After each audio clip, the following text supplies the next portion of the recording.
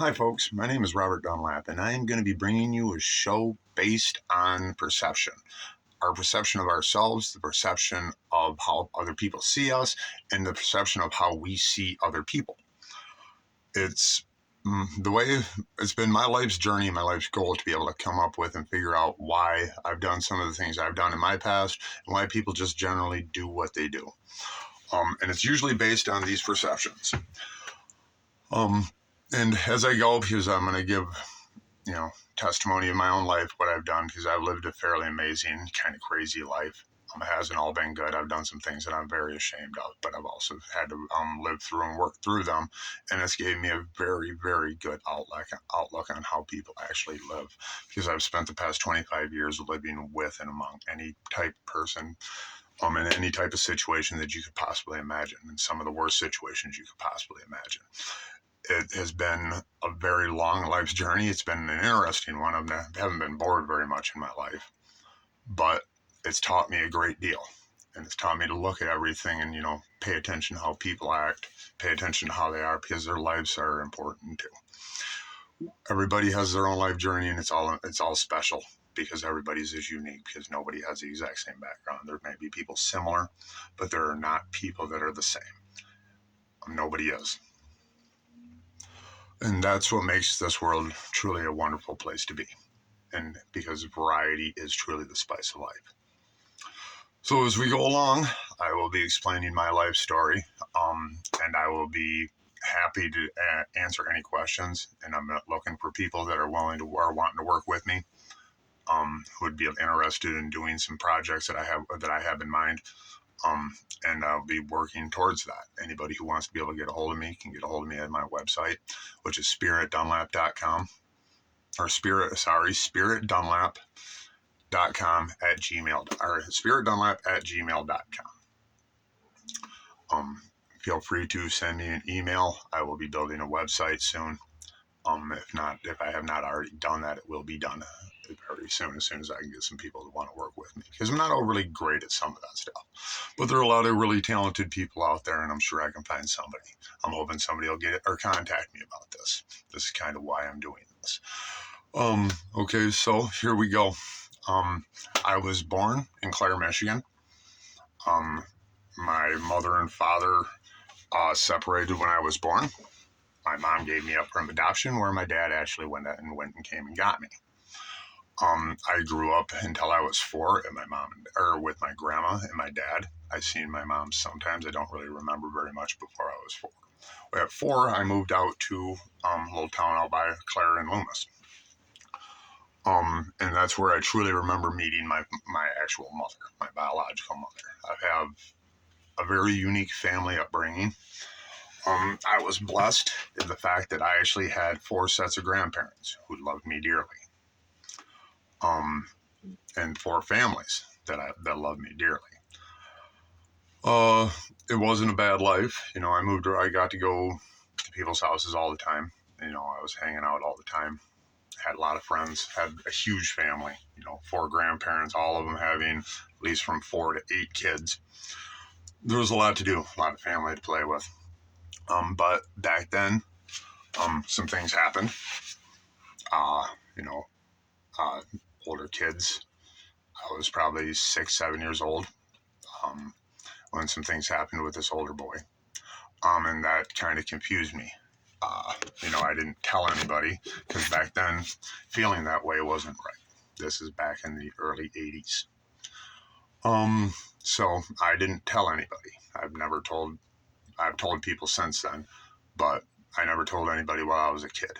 Because the families that I had, all of them were, carpenters, heavy equipment operators, oil rig workers, welders, mechanics, and cowboys. I grew up around horses at Mount Pleasant Meadows, the horse track here in Mount Pleasant.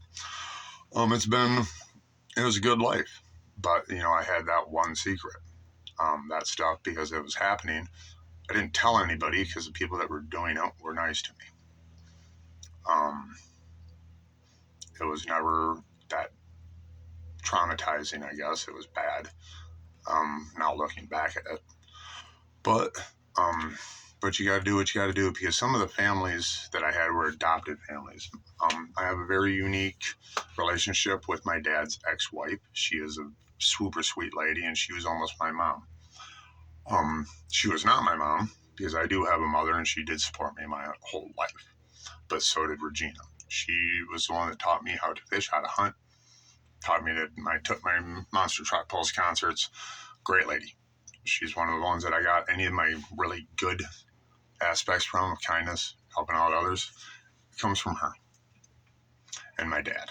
My dad would always help somebody. Even if he was giving him his last $5, he would do it every time. They are not rich people. They're not. They're hardworking. They're hardworking people. My dad passed away a couple years back. Still miss him to this day. But my life has not been great because of not being open and honest with who I am, with who I was. It led me to start doing drugs because I was living a lie. I wasn't telling my family how I truly felt about being bisexual. I always kept that hidden because I was always able to, because of just the way I was brought up. I had one other person growing up that I was doing stuff with on that side, and we both kept it hidden. So as I grew, I had friends, girlfriends, taught, lived that life, and kept the other ones separate. Because growing up, one of my families, the Randalls, were excellent people. Great family. Grandma and Grandpa Randall were wonderful people. Grandma was a nurse. She did rehabilitation. She did it for so long that she didn't have to have a degree doing it. She just came with hospital. Grandpa was Mason. Good one. Probably the best one I've ever seen. His work's still standing to this day. He passed away many years ago. And his work is still everywhere and hasn't fallen down. But they were my dad's ex-wife's family. And I never knew why they accepted me, because my mom was the lady that my dad cheated on my mom with, or her with.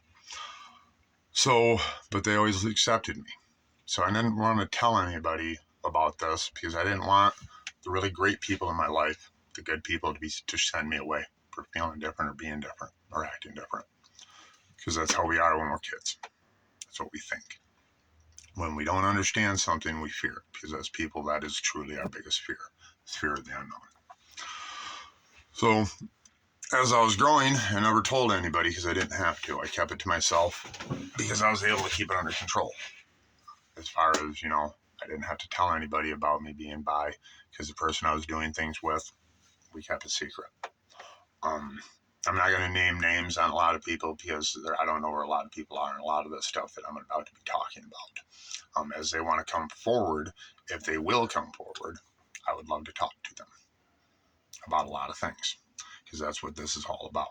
I've spent an entire lifetime learning, observing, and paying attention to how people act and feel, because humanity has to have more humans, or there has to be more humanity in humans. So as I went along, I turned, I lived this 2 separate lives until I was probably 18, 19 years old. And then the person I was doing this with, he went away to college. I went away to college and to work. And I never saw him again. Still have it. So now I have half of me that is completely hidden, and I don't know what to do. I don't know how to tell people, and I don't know how to go out and, I didn't know how to go pick up somebody because I wasn't open with it. So then I chose, or I didn't choose. It happened where I committed the one thing that I vowed would never happen to anybody by me. I performed oral sex on a 12-year-old boy, and I did it multiple times over about a 1.5 year period. And I despised myself for doing it. I despise the act to this day. But I can't change the act, but I can change the man. I stopped it at about 2 years. I quit talking to him. I told him he should tell, and I started using drugs heavily throughout that whole time. All kinds of drugs, anything you could imagine. as often as you can imagine. Because at the same time, I had really great jobs. I was working on the oil field. I done mechanical work. I've gone to school to be a mechanic. I didn't finish that. I'm a certified welder. I can build just about anything. I was a builder. I worked on rigs. I can run heavy equipment. I've done all of those jobs. I've had career jobs, many of them. But I was never happy because when you're living a lie and you're living a terrible secret, you cannot be happy about that. So I destroyed all of those lives, all of those careers, because I didn't go. I was doing drugs. I didn't care because I just did not like me and I did not like who I was. I did not like what I had become. So after a while, the drugs kind of took over. I was doing a lot of OxyContin, morphine, Dilaudid at the time, plus cocaine or whatever else you had at the time, acid, mescaline mushrooms. I spent a long time doing them. But then it came around that Tyler had told what had happened. And I knew what was coming, so I broke into, and I knew I needed to be punished, but I wasn't ready to let my secret go yet. I wasn't ready to say I was bi. I wasn't ready to say what I had done. It needed to be punished, though. I knew it. So I broke into my uncle's house and I stole a bunch of guns. And they knew it was me. I made sure they knew it was me. My cousin was there right before she left. I walked right in after she left and I took the stuff. And I got sent to prison for it. I got 18 months for home invasion, larceny of a gun, larceny of a building. While I was in, so I go to prison. While I'm there, I end up going to boot camp. I'm in boot camp, but this other stuff was looming. And I got taken out of boot camp and charged with second-degree CSE. And I ended up taking a plea for that exact thing and got another 5 years for it. And then I did 2 years burn. So I did a total of almost 7 years in prison, in which time I lived among and with every single type of person that you can imagine. And I talked with them and I got to know them and I paid attention to them because I was on a study and on research of why I did what I did and why people do the thing they do and understand it. To truly understand it, to truly see what it is, why people want to do this. And it's a number of things, but it's usually perception. Because they don't see another way out of doing something, and they don't see a good way out of it, because you can only learn from what you've been taught in your life, what you've seen. You cannot answer a question that you do not understand. It doesn't work. So I paid attention, and I've been paying attention, and I've paid hundreds of hours of self-help groups, rehabs. I've taken literally probably hundreds of classes, thousands of hours of sitting there talking with people about real life situations, because that has been my life's goal, to help people to understand. Because when I do something wrong, I try to find a way to fix it. And this is my attempt at trying to fix it. I can't change the things I've done. I can't change the acts, but I can damn sure change the man. And that's what I've done. That's what I've been doing. There's a lot of people that say, no, that can't be. Well, until you have the whole picture and know the exact circumstances of how everything's been going on, everything that's happened and what I've done and how I've done it, you cannot possibly see it, because that's the whole point of perception. It's got to be 360 degrees or it does not work. A one-sided perception is not perception. It's misperception and misconceptions. And that is really what a lot of people's lives are. People misunderstand things due to they're already in one frame of mind.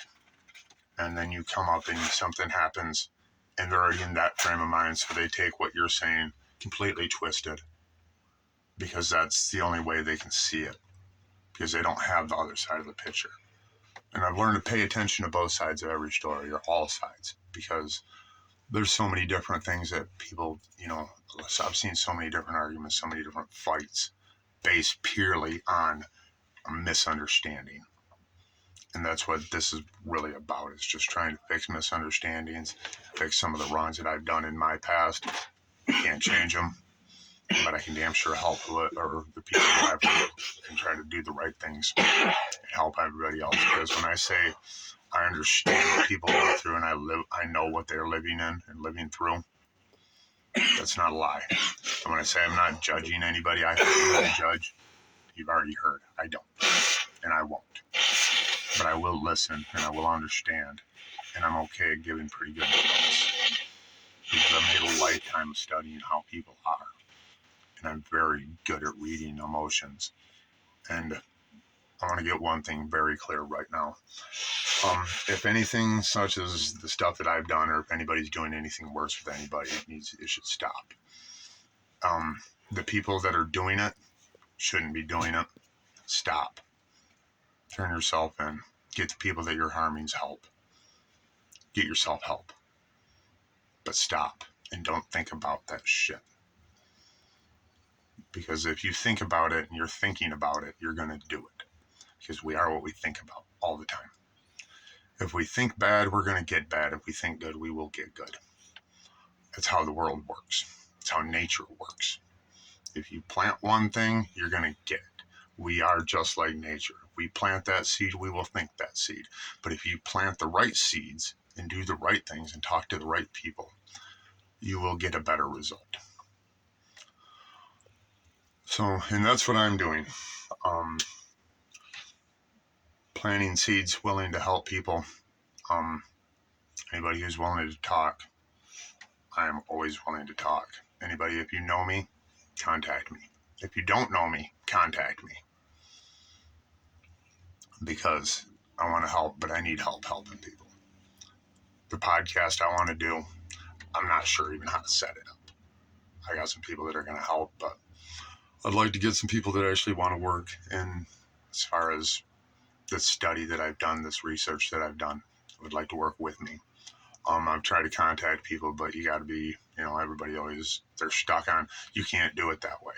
Well, I'm sorry, my education hasn't necessarily been traditional, but that's okay because life teaches us way more than a school ever could. And I've lived many different lives in many different times. I've had a very eventful and adventurous life, and I'm looking forward to it being even better. But this one time, I'm going to help people because I've done a life study. I've looked in so much of my past and so much other people's past that I am truly a human behavior and human intellect expert. I can talk to people and I can relate to people because I have lived through it. And I will live through it with them and I'll help them. All I got to do is have somebody willing to believe that I'm truly doing what I want to do and what the right thing is.